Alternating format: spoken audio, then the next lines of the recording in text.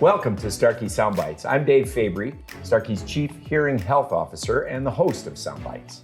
Now, last fall, my guest today captured the hearts and minds of people when he appeared on a reality television show program. And I think it was really refreshing because for the first time, rather than showing 20-year-olds trying to win over the affections of a bachelor or bachelorette, it was somebody who, like me, is now old enough to qualify for Medicare. And really, that broke a lot of barriers in TV, I think. And it brings me great pleasure to have Gerry on the show here today with us, and Gerry Turner.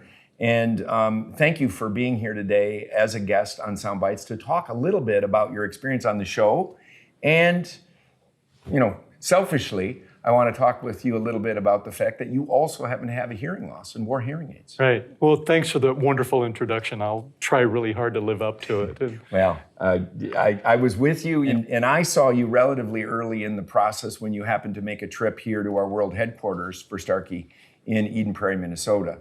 And there's been a lot that's happened since I saw you last. Yes, there has been a lot. That trip, by the way, was a real eye-opener to the level of industry-leading technology that you have and the facility that you have and so forth. I mean, it really states loudly that you are a leader in the industry. Well, and as far as my experiences, yeah, it's been a lot of fun. I've had some great times since the last time I saw you, and I've enjoyed every minute of it. I can't say that I have any regrets. Yeah. Well, let's talk a little bit about the reality show that you were on. Really, as I said, for the first time, not only someone who is technically considered a senior citizen was on there in a situation where I think it's got to be a really artificial situation where you're kind of put together with a whole bunch of people. And how different was that for you? You were widowed, and the love of your life, I know, passed away. And that had to be in itself very difficult to address and deal with. But then to enter into this relatively crazy kind of dating situation, how was that going into that? The environment is very artificial. And when you're in it, you don't realize that what you're living at that moment isn't really as reality as it's presented. In retrospect, you look back and you go, geez, why did this happen and how did that occur so quickly? But when you're in the moment and the velocity of everything that's going on and the energy and the excitement about meeting new people, it takes you over, and there's like this tidal wave that just carries you through the experience. And for the other, I think most of the bachelorettes who were on this show were also in the age group of 50s and up in that case, and again they must have been also kind of struck by the monumental aspect of this for the first time, really. We know that ageism exists. I mean, I turned 65 this year, and increasingly, although I think of myself as one of the young kids in the meeting rooms around on our campus here, I am almost always the oldest guy in the room. And inside, I don't feel that way, and then I look in the mirror and I think, what the heck happened? But, that was revolutionary about this show, in addressing that. It was, and the interesting part of this is the extension of the show. What has happened after the show is long gone. The friendships that I've developed and the depth of knowledge that I've learned about the contestants, that I was in this environment, I was supposed to make these life-changing decisions, and I didn't have the information that I learned after the show. Interesting. There's 7 or 8 of the women that I carry on ongoing conversations, texts, and the occasional phone call and so forth. And I've gotten to know some of them really well. Had I known them this well in this show, it would have been a lot more comfortable. The whole experience would have been a lot easier. Yeah. Unfortunately, that's not how it works. No, well, and it's a little like life. I mean, I'm very happily married to my wife, Liz. I've never been in a situation where I dated using an app. And with the show, you did have some biographical information about each of the other contestants, little different than in the wild. Maybe this kind of bridges the relationships that you established on the show and then continued to learn about them after the show might have been helpful for the show. But it's a little like real life. Meeting people in the wild is very different than swiping left or swiping right or whatever the heck you do on a dating app. Right. And from the beginning with the women on the show, I didn't know a thing about them. So the limited amount of time that I had with conversations with each of 22 women that first night was all I had to go on to decide who stayed and who went home. That's really, really a situation I don't want to ever find myself in again. The women sacrificed so much to be there. They had invested, their time, their money, and their hopes to be there. And I had to be the guy that decided who stayed and got to continue with those hopes and dreams and who went home. It's not an enviable position at all. No, I can only imagine the burden of that, knowing that when you selected people, there were also people that weren't going to be on the show. And although in real time, those of us who watched the show lived this out over weeks and months, this was a very compressed time for you in real time. Yeah, 36 days. 36 days, and it lasted all season, and it captivated people. Again, not the least of which dealing with people 65 and up in the majority, dealing with that sort of thing where people now have a lot more wisdom than a 20-year-old going into a dating environment, and also bringing with them perhaps more pain, like where you lost your life partner. And some of them were divorced, some of them were widowed, some of them had not married. Right. But bringing in that from the perspective, I know that at the age of 65, I look at life a whole lot differently than I did at 22. Yeah. Oh yeah. Well, see, the themes of the show, of hope and heart and humor and being open to possibilities and being vulnerable, those things kind of were dismissed for people of our age. Yeah.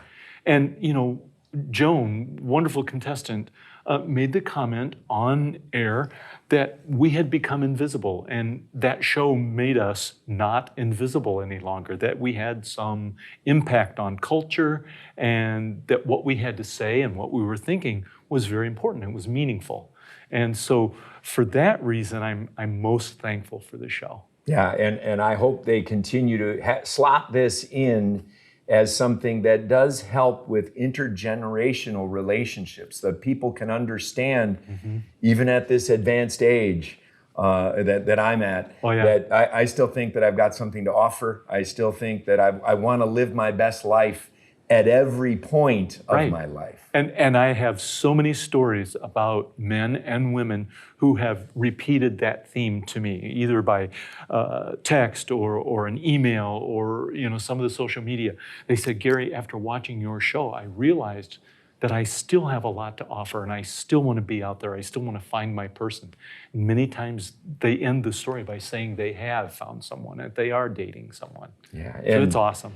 I think it's fantastic. And from an audiologist perspective, I'm an audiologist, and many of the viewers of the Soundbites podcast or listeners are hearing care professionals. So I, for years, advocated the normalization of hearing loss and the use of hearing aids on television, in movies, and common knowledge. They showed you in the very first episode where you were putting your hearing aids on. And I thought that was spectacular because it wasn't made this big deal. It was just, hey, I'm putting, people put on their glasses, they'll put, contact lenses, they'll put their hearing aids on, and it didn't have to be a big fuss. But I can tell you that every hearing care provider that saw that episode at the beginning of this show cheered, at least inside. Yes. I wish I could remember the movie, but years and years ago, there was a scene, a husband and wife, and the husband is putting contact lenses in. And the subliminal message is, we're doing something special to make ourselves look good. And then look at how contact lenses became so mainstream, it was almost invisible, unimportant. I hope the same thing happens with hearing aids, that people look at my simple gesture of putting in hearing aids as being kind of noticeable now, that as years go by, it's not noticeable. It's just part of what we do to help improve the quality of our lives. Yeah, I couldn't agree more, and I thank you for, I don't know whether that was your idea, their idea, or if it just naturally occurred as you were prepping to go on to the very first episode where you were meeting all of the bachelorettes. And from my perspective, I do have one question. I mean, stigma related to hearing aids and hearing aid use in the general population still exists. I've seen changes, particularly with younger patients like yourself, saying, I don't care if people see that I'm wearing devices. I want to hear better. I want to be able to engage in communication with other people, to not miss any of life's most important moments. But the general population, still, some people may think, hearing aids are just for older people. Was there any moment when you were getting ready for that first show where you thought, gosh, I'm putting my hearing aids in. I wonder if any of the bachelorettes are going to think any less of me because I have hearing aids on? I almost would say the opposite. Mm-hmm. I was putting in those hearing aids, and I was happy to make the statement that I will do whatever it takes to find the best quality of life, to live every minute to the max. I wanted a woman to look at me and say, he's not afraid to be vulnerable, to show his weaker side, because that can be very sexy to someone. Mm-hmm. And as I've gone through things, the other part of that is that you don't have to have hearing aids that are really noticeable. Mm-hmm. You cannot even see. Yeah, well-fit, good functioning hearing aids are all but invisible. They're really not much different than that contact lens. Yeah. And when people realize that, and it's sort of really a crusade for me, don't think it's something that it is admitting that you're older or that you have a disability. It is not that. It's just a part of aging that we need to accept. Just like the person that needs the artificial knee, or the person that needs the contact lenses or the reading glasses, whatever. It's just a part of what we do as we get older to make life better for ourselves. I love it. Yeah, some people take statins, other people put hearing aids on. I mean, It's no difference. Hearing care is health care. And would you encourage people who are still struggling with making that leap to do so? I absolutely would. And I wish I could make this statement to people every day in all the different situations that I could. It's like, get past the notion that there is a stigma about this.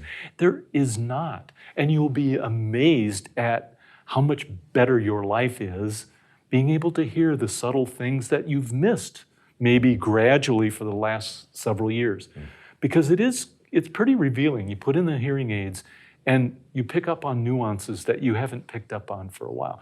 I mean, the simple enjoyment of watching a TV show without struggling to hear dialogue is important enough. Mm-hmm. I mean, it's relaxing all of a sudden to watch a movie rather than a struggle. And God, if people, and in one-on-one conversations, I say it over and over again, it's not a big deal, put them on and forget them. And I can think of no better example, again, of putting them on and forgetting them, and also the normalization of hearing loss and the use of hearing aids, was the fact that at least a couple of the other bachelorettes also took their hearing aids out and showed you or talked about the fact that they have hearing loss and wear hearing aids. So again, further testimony to that. This is a part of aging for many of us, and it should be celebrated, not something that we should struggle with over the stigma. Right. I mean, the term that one of the contestants used when they showed me their hearing aids was, she pulled her hair back and she goes, and I just want you to know, I too have ear candy. Yeah, I love that. It's awesome. Yeah. You don't have to be worried about it. Women have a nice advantage, though. Usually their hair is longer and they don't have to worry about hiding it. Mm-hmm. But well-fitting hearing aids, I mean, I'm thrilled with this. People have to look pretty hard to see that I have hearing aids in. Absolutely. And let's talk a little bit about your journey with hearing aids. I mentioned you had Audibel hearing aids and you've worn Starkey Genesis AI devices. So we had the Olympics this summer. Would you give these a gold or a silver or a bronze medal? I'd give them a gold. Okay. But world records are always meant to be broken. Indeed. So the encroachment, the improvements in technology are happening all the time. I'm thrilled to see what is going to happen next with it. Yeah, well, we could extend that metaphor. I mean, yeah, the bar keeps getting raised, and so the Kentucky Derby is always held around Memorial Day each year. there's a run for the roses. And so you could continue to work to achieve that higher level, those records with roses. So we want to continue to work with you to always raise that bar with the technology. Yeah, that's something that I think everyone should look forward to. I do. Okay, what's next? The firmware improvements that come out that you load. It's like, okay, what's better now? And it's like, it's always fun to see them. I think that's so cool. You just did a firmware update. Can you talk a little bit about how difficult that was? Okay, I did the firmware update at the bar at the hotel during my second vodka cranberry. You don't have to be really in tuned to do the firmware. I think the button was continue, yes. Put your phone down. My hearing aids went down by my phone. It said several minutes, you won't be able to use your phone. And pretty soon it was less than a minute that it was done. And it said, yep, complete. So I put them back in. That's all there was. I mean, literally, I'm not exaggerating in that story. Second cocktail at a bar, boom, 5 minutes done. Yeah, and I think one of the things that a lot of people may not realize is that although hearing aids may last on average about 5 years, it's not that they're wearing out. It is that the technological bar keeps getting raised. But a lot of people aren't really familiar with the idea that within that 5-year life expectancy, as new feature improvements come out, enhancements occur, like you just saw with a firmware update that you can do either with the app or when you see the hearing care professional, they can do it in the software as well. But you just did it while you were recreating in the evening, and you took advantage of additional features to keep those devices state of the art over their life expectancy to a degree that wasn't possible before. Right. And I think that's a huge plus. I'm really not a techie. I don't enjoy learning about it. I really don't want to. But when it's that simple, it's not a problem. Had it been, or had I looked at that and said, geez, I don't want to, it's a simple trip to the audiologist that you've worked with. They do it for you. It's not a big deal. That's awesome. So what are you doing now after the hubbub, all of the excitement, that compressed drama in your life and everything? What's next?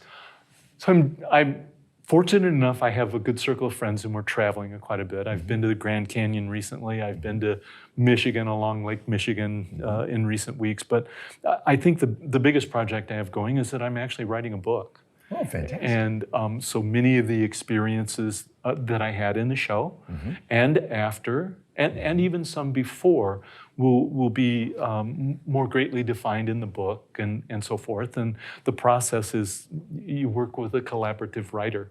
And so I kept a diary while I was on the show. Every night, as tired as I was, I would at least make some notes. And when I got done with the show, I transcribed those, typed them up, and that was my first step as I sent those notes off to the writer. And from there, we've had interviews and so forth. So I'm kind of excited about that. That's fantastic. I hope hearing finds its way in one way or the other into the book. Oh, yes. And given that it is such an important part of your journey, and certainly selfishly, again, yes, the importance I love that you represent the community with hearing loss who chooses to wear hearing aids because they want to experience all of what life has to offer. Yes, those moments in the show where the women were showing me their ear candy and the events surrounding those moments, they're pretty interesting. One in particular, I really hope that we do it justice, in writing. Oh, that's awesome. And talking a little bit more about some of these stereotypes that you broke. I mean, for us, as I said, was really with hearing aids. One of the other issues that we saw coming out of the pandemic for the overall population, and especially for those who struggle with hearing loss who didn't do anything about it, is an epidemic of loneliness. And I think there was even certain elements of that came into the show of one of the different situations where you feature bachelors, bachelorettes going through the dating process in their 60s, in their 70s is different than in their 20s, is they're looking for a life partner for, the reality is there are more days behind you than there are in front, and we don't want to be lonely. Right. Did that factor into any of your experiences that you can speak about from the show? Well, it does, but it's more of a general overlay of almost everything you do. Now if I'm going to date someone, one of the first questions is, how healthy are you? What prescriptions do you take? We don't care about children anymore. We don't care about life goals in a career or anything. It's like, okay, can we take care of each other as we get older and older? And of course, again, part of that is being able to communicate well. It's a very big thing for me. The beauty of the word between people is very powerful, and the ability to hear those words is a critical tool for that. For sure. And I think, when you're in your 20s, you're maybe looking for Miss Right or Miss Right now sometimes, but now I think you're looking for Miss Right for the rest of my life. And one of the things that I see as I get older is the ability. You mentioned you've been traveling a lot lately. I think a key indicator for me, my wife is my favorite travel companion. We travel well together. The way our outlook for how we plan our days when we travel is consistent. And I think, looking through that lens of how it is that you live your day-to-day life is a little different at 22 and 70. I'm really happy for you then, because that's a big deal. Yeah. I've traveled with several different women, and the objectives that you have day by day and long-term for a trip, if they're significantly different, you don't enjoy the vacation time as much. When you find the right travel partner and they happen to also be a spouse or someone that you're going to be with permanently, that's huge. I am seriously happy for you. I'm very blessed, and like I said, we all have something. We all have something we have to address with as it relates to health or physical condition or whatever. But hearing loss and hearing aids, the ability to engage with others and have an untreated hearing loss is something that would be difficult if someone was unwilling to go down that journey. Right. The willingness is the important part too. Maybe they haven't gotten to it. Maybe they haven't recognized the level of need, right? So, I find a new person that I'm interested in dating, and all of a sudden I realize that I'm enjoying certain things in a movie that maybe she's not hearing, or I'm getting dialogue and she keeps saying, what did he just say? Oh, what was that? And it's like, okay, that was my first indicator of a need to think about hearing aids, is that I was missing so much. And if that's the case, it's like, okay, honey, maybe we need to go see somebody and we'll just do testing. We'll see. I hope I'm wrong. It's a very common experience where it's not the individual. How did you first notice that you had hearing loss? Because it's usually not the person. It's more commonly a family member, colleague, friend. Yeah. It was my daughters. They were making fun of me for not hearing, and I kept saying, it's just selective. I don't want to listen to you right now, or something like that. When the reality was I was missing a couple of key words, particularly if they were talking to me and they turned and I wasn't able to lip read for a couple of words. And I didn't know if they were ending the conversation with, I'm not doing such and such, or I'm doing such and such. And then that made me aware, and then I'm noticing the dialogue on TV that I'm struggling for, and I'm turning the volume up even more, and I'm trying to find the controls that will give me more treble so that I can hear the voices easier. And I go, Jesus, my dad has trouble with, he has hearing aids, and I know that's where I am. Get over it and go take the next step. Exactly. That's how I got there. Yeah, and so for our listeners, and as I said, many are hearing care professionals, but many, for this episode, I think in particular, you were so inspirational to so many people who were struggling with the loss of a partner, struggling with some sort of physical concern like that. If you notice that you're having difficulty with your hearing, you didn't hear it from me, you heard it from Gerry Turner, get your hearing checked, and then importantly, if you have a loss, do something about it. Do something about it. Isn't it wonderful that we provide that service, and you can walk into an audiologist's office with no expectation of cost. They're going to do something for me that is going to make my life better if I just let them. Yes. So you get the test, and all of a sudden you've identified where you have trouble hearing, and it's, my gosh, now take the next step. Make your life better. I am genuinely a big advocate of this. I am My wife used to make fun of me. I would shop 5 places for a pair of jeans. Can you imagine how critical I am of hearing aids? I want the absolute best. If I'm going to pay for this service and this product, I want the best value I can get. And I feel like I've gotten that at this point. So don't deny yourself the enjoyment of life. Do what you need to do, whether it's, like you said, a statin or a contact lens or a hearing aid. Right. Do it. Right. And connect to the people around you. And so what's the one thing? You talk about you're a critical shopper and you want value. And value is not cost. Value is the benefit you receive for what you pay. Right. And we offer products that meet anyone's budget through our commitment and our belief.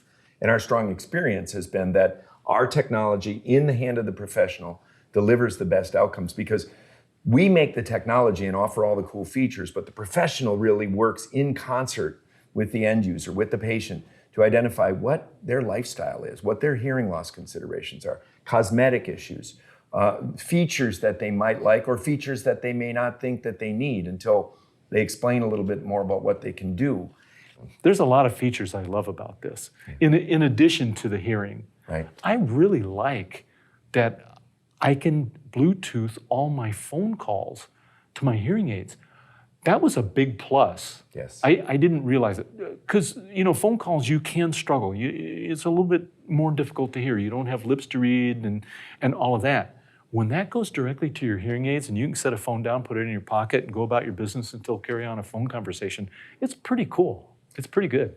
I love it, and you're taking me to where we're going, and I know your next set, we are using artificial intelligence and deep neural networks with the express intent of reducing background noise to improve speech understanding in very challenging background noise situations. You'll get a rose for that one. All right. You'll get a rose for that You're on. Thank you. Yes. And Gerry, I can't thank you enough for your vulnerability on your reality series that you were on. I look forward to reading your book when it comes out. Thank you.